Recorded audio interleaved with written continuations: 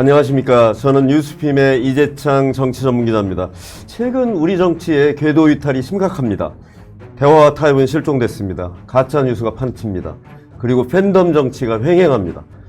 이 대화와 타협을 해야 될 여야는 그런 정신을 망각하고 진영 대결, 극단적인 대결 정치로 치닫고 있습니다.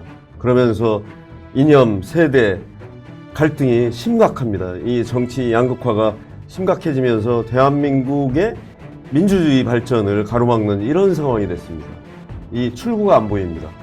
그래서 뉴스핌이 바로 국가 발전의 리스크가 된 정치 양극화 어떻게 풀 것인가 이런 특별 기획을 준비한 배경이 바로 그런 것입니다. 중진 의원 두 분 모시고 그 문제에 대해서 고견을 들어보려고 이 시간 준비했습니다. 김영배 민주당 의원님 나와주셨습니다. 네, 안녕하세요. 김영배입니다. 송석준 우리 국민의힘 의원 나와주셨습니다. 네. 이렇게 바쁘신 안녕하세요. 와중에 시간 내주셔서 감사합니다. 예, 고맙습니다. 고맙습니다.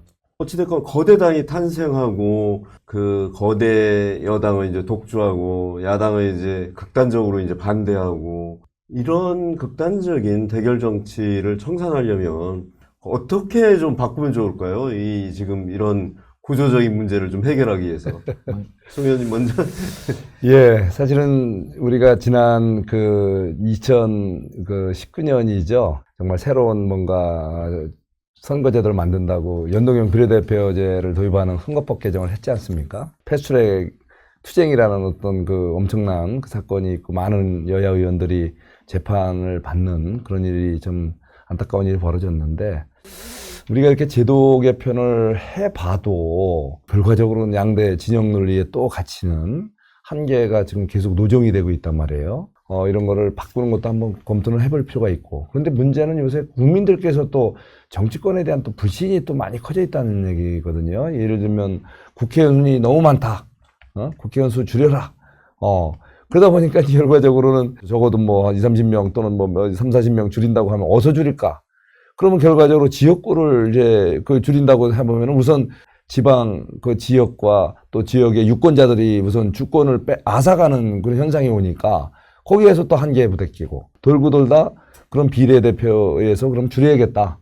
그러다 보니까 지금 말씀하신 대로 좀 이제 명부형의 어떤 그런 공천 그런 방식이 오히려 직접 민주주의에 또 반하지 않느냐 이런 도돌이표 이런 논쟁이 또 올 수 있단 말이에요. 오늘 오기 전에 정치 전문가에게 한번 여쭤봤습니다. 요즘 우리 사회가 이렇게 극단의 이런 퇴행적 정치 현상들이 나타나는가 했더니 중요한 거는 그 직위에 있는 그 정치인들의 행태, 태도, 소위 헌법을 중시하고 또 국민들 민의를 존중하는 그리고 대화 타협을 당연시하고 그것을 불문율로 가장 무섭게 따를 수 있는 그런 정치 규범과 정치 문화의 이런 제대로 된 구현, 그것을 또 정치적으로 유권자들은 가장 높이 보고 거기에 대해서 단호한 단죄를 했을 때 우리 정치 사회가 좀 더 맑아지고 좀 더 우리가 자세, 규범, 정치 문화 개선에 여야가 좀 서로 합심해서 문화를 바꾸는 것도 굉장히 중요하겠다는 생각을 해봤습니다. 이게 참 어려운 문제인데요. 현재 우리나라 헌법과 민주헌정 구조는 87년 6월 항쟁 이후에 이제 대통령 직선제를 채택을 하고 지역구 위주의 단순 다수제, 이제 선거 구조, 총선 구조를 가지게 됐거든요. 그때 그러니까 한 표라도 많으면 대통령도 당선이 되고 한 표라도 많으면은 국회의원 지역구 위주니까 비례는 50명도 안 되고 그러니까 이제 지역구에서 이제 승부가 나니까 한 표라도 많은 이제 사람이 무조건 당선되는 지역구들이 다수니까 지역구에서만 이기면 되잖아요. 그러니까 이제 특정 지역에서 영남 지역이든 호남 지역이든 몰표가 나오는 지역에서 지역을 싹쓸이 하게 되는 이런 이제 선거 구조를 이제 갖게 되고 그러니까 이제 대통령도 한 표만 많으면 되고 그래서 옛날에 쉽게 말하면 노태우 대통령이 38%짜리 대통령이었지 않습니까? 과반을 얻지 않아도 대통령이 됐거든요. 이제 요즘이야 보통 2명이 경쟁하지만 그전에는 이제 그런 적도 있었단 말입니다. 그러니까 이제 다수당으로 만들어내는 현재 대통령 선거와 총선 구조를 가지다 보니까 이게 이전 투구식 죽기 아니면 살기식 이제 경쟁을 할 수밖에 없다. 그런 점에서 보면 이 양극화가 결국 이 선거 제도로 인해서 위너 테이크스 올 이기는 사람은 완전히 싹쓸이하고 지는 사람은 나락으로 떨어져 가지고 야당은 수사나 받고 이제 뭐 이제 그런 처지가 되면 그러니까 이제 이게 누가 대통령 선거를 지려고 하겠습니까? 그러다 보니까 거의 전쟁에 가까운 권력 투쟁을 하게 되고 그러니까 이제 이게 가짜뉴스 뭐 이런 문제뿐만 아니고 하여튼 상대방을 거의 악마처럼 이렇게 만들어내는 이게 이제 갈수록 심화되는 권력 투쟁의 구조를 가지고 있지 않느냐. 그래서 이걸 좀 바꿔보자는 시도는 예전부터 참 많이 했던 것 같습니다. 그런데 지금 그게 결국 개헌의 문제와 또 개헌에 준하는 정도 수준의 어떤 국회의원 선거 제도의 전면적 혁신 이런 게 있어야 되는 상황이기 때문에 정치인들끼리 모여가지고 아무리 이야기해도 결국 자기 기득권을 자기가 내려놓는 경우는 전 세계적으로도 거의 없기 때문에 지금 한 40년 가까이 못 고친 거거든요. 저도 정개특위 간사를 2번이나 했는데 다 해보니까 결국은 가서 이게 이제 고양이한테 생선 맡겨놓은 꼴이 되더라고요. 저는 이번에는 그렇게 말씀을 드리고 싶어요. 저는 변화의 필요성은 분명히 다 있는 것 같습니다. 그렇다면 결국 이제 남는 것은 두 측면인 것 같아요. 하나는 대통령을 중심으로 이제 다음 대통령 안 하실 거잖아요. 이재명 대통령을 중심으로 저는 이 국가 시스템을 좀 정비하는 그런 이제 작업들을 좀 해야 된다. 국정과제 1호에도 포함되어 있지 않습니까? 그래서 그렇게 기대를 하나 해볼 수가 있고요. 두 번째는 이번 지방선거에 저는 꼭 개헌 투표를 좀 해야 되는데 예를 들면 선거제도 말고 이번에는 저는 좀 바라건대 계엄을 함부로 할 수 없도록 그 다음에 다음 총선 때 2년 후죠. 2년 후에 이제 또 추가로 개헌하면서 그때쯤 제가 볼 때는 국회의원 선거제도 혹은 대통령 선거제도를 연합제 혹은 뭐 아니면 의회 중심주의도 좋고 뭐 여러 분권형 대통령제도 있고 여러 대안이 있습니다. 그렇기 때문에 그거는 충분한 논의를 통해서 좀 개헌 작업을 하면 어떤가라고 하는 생각을 가지고 있습니다. 송 의원님 예. 개헌에 대해서 그러면 뭐 예. 나름 생각이 저도 사실은 이번 그 비상계엄의 이런 선포 그리고 또 그 이후의 과정, 전과의 과정을 이렇게 제가 법사위에서 지켜보면서 1987년 체제가 굉장히 우리 대한민국 정치 민주화에 굉장히 기여를 했고 굉장히 그 정치적인 어떤 타협과 대화 타협 산물로 이제 탄생한 거지만 뭔가 아쉬운 부분은 있구나. 그래서 비상계엄이 이제 터졌기 때문에 거기에 대한 이제 견제 장치를 더 하실 필요가 있다는 게 또 나름대로 일리가 있다고 보고요. 다만 역으로 윤석열 당시 그 대통령이 여러 그 성명서나 이런 여러 가지 또 재판 과정에서도 많이 이렇게 강하게 어필을 한 부분이 그 야당에 의해서 설령 여당이 된 대통령도 정말 뭐 마음대로 할 수 있는 게 없다라는 것을 과거에는 그래도 이제 적당히 서로 타협하고 대화하고 해서 풀어진 경우가 많았는데 21대 국회에 들어와서는 어쨌든 정부가 국민들께 약속한 국정과제를 이행하기 위한 여러 가지 과정이 제동이 걸려서 그 문턱을 못 넘었다는 거죠. 경찰들 특수활동비, 감사원의 특수활동비까지 잘리고 또 예산이 완전히 감액 편성된 상태로 그대로 통과되는 황당한 일도 벌어지고 정상적인 수사를 하던 그 검사 이런 정치적인 이유로 사실상 탄핵이 가결이 되고 그것 때문에 직무정지가 장기간 유지되고 여당이든 야당이든 거대 정당에 의해서 모든 것이 그 정치 세력이 원하는 대로 모든 것이 의사결정되는 그 구도에 대한 분명히 견제장치는 필요하겠다.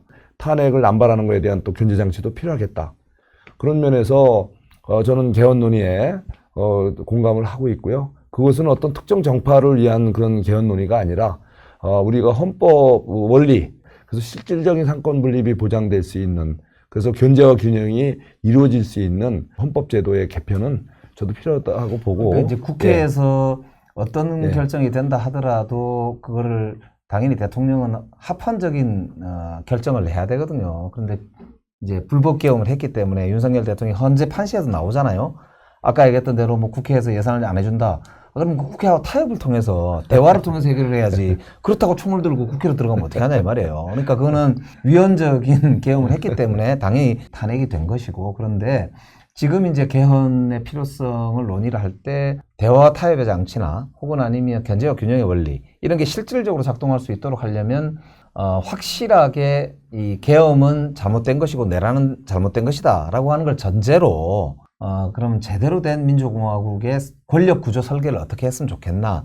요게 이제 논의의 순서거든요. 그렇기 때문에 개헌을 통해서 뭐 물타기 하려고 하냐 이런 비판을 우리가 받아서는 안 되거든요. 그렇기 때문에 제도 설계는 제도 설계대로 논의를 하되 불법이었고 이건 내란이다라고 하는 걸 명확하게 좀 선을 긋고 그리고 다시는 이런 일이 벌어지지 말아야 되기 때문에 그런 반성 속에서 새로운 민주공화국의 어떤 제도 설계로 논의가 넘어가야만 건강한 논의가 좀 되고 발전적 논의가 될 것으로 그렇게 생각이 돼요. 예, 저도 이 부분에 대해서 이제 마무리. 예, 저는 솔직히 비상계엄에 대해서는 분명히 잘못된 거다. 그거는 뭐 국민들이 다 이제 그럼요. 국민들이 그렇게 인식을 판단하신 하고 또 거고요. 헌재도 그랬고. 헌법 규정에 봐도 사실은 이게 요건이 충족되지 않는 정말 잘못된 계엄이라고 생각을 합니다. 다만 소위 말해서 국헌문란을 목적으로 폭동을 일으킨 것이냐? 사실은 이게 폭동이라고 주장하는 분들이 있어요. 물론 계엄 군이 국회에 난입을 했고 실제 이렇게 출동을 했기 때문에 그런 측면은 있었죠. 그렇지만 그것이 국헌문란 목적이냐? 그거에 대해서는 많은 국민들이 동의 안 하는 분들이 많아요. 잘못된 행동이고 잘못된 계엄이었지만 국회하고 상관이 적어도 국헌문란이에요. 적어도 일부 의원님들이 같이 우리 본회의장으로 와서 바로 이 계엄을 해제시켰단 말이죠. 그 순간 어쨌든 대한민국의 빠른 민주 회복 탄력성 이런 어떤 그래서 K민주라는 얘기가 나오는 정도로 그게 야당 혼자서 한 게 아니란 얘기죠. 여당이 같이 합심해서 했고 그렇기 때문에 저는 이 내란이라는 표현은 좀 자제를 했었으면 좋겠고 또 우리 당을 갖다 내란 뭐 동조당이니 이러면서 뭐 해산해야 되는 이런 극단의 표현들은 자제해 주시고 서로 헌법을 지키기 위한 국헌을 문란하기 위한 행위는 좀 저는 서로가 마음이 어떻게 하면 그 국헌 회복하는 데 집중을 해야지 특정 정당을 어디에 한 잘못된 일부에 그냥 엮어서 뭐 내란이라는 면을 당연한 것으로 보고 거기에 내란몰이 하듯이 하는 것은 서로가 이제는 잘못된 건 인정하고 서로가 그야말로 헌정 질서의 회복 또 우리 헌법 질서가 갖고 있는 민주화에 또 같이 한마음 한뜻이 됐으면 좋겠습니다. 송석준 선배님이 경기도 지역구 국회의원이시잖아요.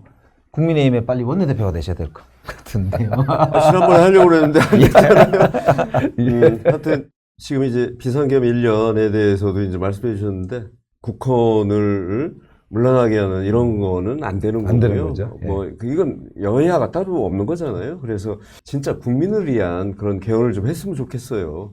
이게 이제 잘 안 되는 이유는 결국에는 권력 구조를 짜는 문제다 보니까 이해관계가 너무 이제 부딪히거든요. 그래서 저는 쉬운 것부터 국민들이 폭넓게 동의하는 것부터 개헌을 조금씩 해나가면 좋겠다. 그래서 기본권을 강화하는 문제라든지 지방자치를 강화하는 문제라든지 어려운 문제로 접근해 나가는 것도 굉장히 좋은 저는 방법이 아닐까. 두 분 말씀에 방법론을 좀 제시를 한다면 그렇습니다. 그 여야가 진짜 지혜를 모으면 풀 수 있을 것 같아요. 지금 말씀하신 거에 뭐 다 해답 있지 않습니까? 두 분이 그 저녁 자리에 같이 하고요. 소주 한잔 하는 그런 문화부터 만들어야 되지 않을까 싶습니다. 알겠습니다. 제가 선배님 모시고 먼저 좀 한번 자리를 한번 하겠습니다. 그래도 우리는 한미의원연맹을 통해서 이미 갖고 그런 오시나요? 정을 다지고 있습니다. 그런데 문제는 우리 법사위죠. 법사위까지 그래야죠. 여야 의원들이 식사 한번 아직 못하고 있는. 과거에는 그래도 이제 싸우지만 소주도 한잔 했고요. 요즘에는 뭐 서로 얼굴도 안 본다고 그래요. 그리고 당내에서도 국민의힘에서도 대표가 뭐 전 대표를 좀 나가게 하려고 그러고 그다음에 이제 민주당 내에서도 뭐 무슨 파다 해가지고 서로 부담스러워한대요. 같은 자리에 있으면. 그래서 빨리 깨야지. 맞습니다. 뭔가 좀 되지 않을까. 당내에서든 예. 정당 간에든 우리 사이가 너무 갈등 구조가 그러니까 그 너무 밥부터 큽니다. 좀 예. 밥 먼저 먹는 것부터 해야 될 것 같아요. 맞습니다. 정치 문화가 참 중요하고 리더십이 그러니까요. 중요한 것 같습니다. 그리고 저기 김 의원님 서울시장 지금 출마 준비하시죠? 정말 성북구청장을 하면서 세계 속의 서울 한번 만들어 봐야겠다 이런 생각을 늘 했는데요. 지금부터 본격적으로 좀 도전장을 내밀까 합니다. 그래서 뭐 많은 분들이 그런 또 이제 도전자로 나선다고 하니까 같이 어깨를 좀 당당하게 겨루고 준비를 제대로 해보겠습니다. 우리 서울 시민들께서 정말 일하는 시장 그리고 글로벌 식견을 가지고 제대로 된 글로벌 탑 5 손에 꼽을 수 있을 정도의 경쟁력을 가진 그런 리더를 고르는 과정에서 저도 최선을 다해보겠다. 송 의원님 뭐 마지막으로 네. 한 말씀 주시죠. 제가 상생과 조화의 정치를 하겠다 이렇게 말씀을 드렸습니다. 바로 우리 한민족은 역사 이래로 항상 서로를 배려하고 서로의 어떤 어려움 속에서도 서로를 꿈을 키워가면서 공동의 목표를 이루는 아름다운 문화적, 역사적 전통이 있습니다. 서로를 존중하고 서로를 배려하면서 같이 좋은 사회를 만들겠다는, 좋은 미래를 만들어가겠다는 그런 자세만 되면 저는 우리 지금의 이 모든 갈등 구조도 눈 녹듯이 내려서 우리 대한민국이 이제는 여가 야가 따로 없이 한 마음으로 같이 우리 국민을 위해서 오로지 우리 대한민국의 미래를 위해서 같이 갔으면 좋겠습니다. 송 의원님은 뭐 내일 새벽에 또 저 필리버스터 해야 된다면서요. 새벽조입니다. 그러니까요. 이거 또 고생하시겠네요. 저는 아침 담당입니다. 그러시구나. 앉아서 자리를 지키는 것으로. 예. 예. 지혜를 모으는 그런 자원만 남지 않았나 이렇게 생각이 듭니다. 두 분이 좀 그런 논의를 선도하셔서 예. 정치 양극화 해결에 주도적 역할을 해주시면 좋겠습니다. 오늘 이렇게 시간 내주셔서 고맙고요. 예, 두 분 감사합니다. 예, 고맙습니다. 고맙습니다.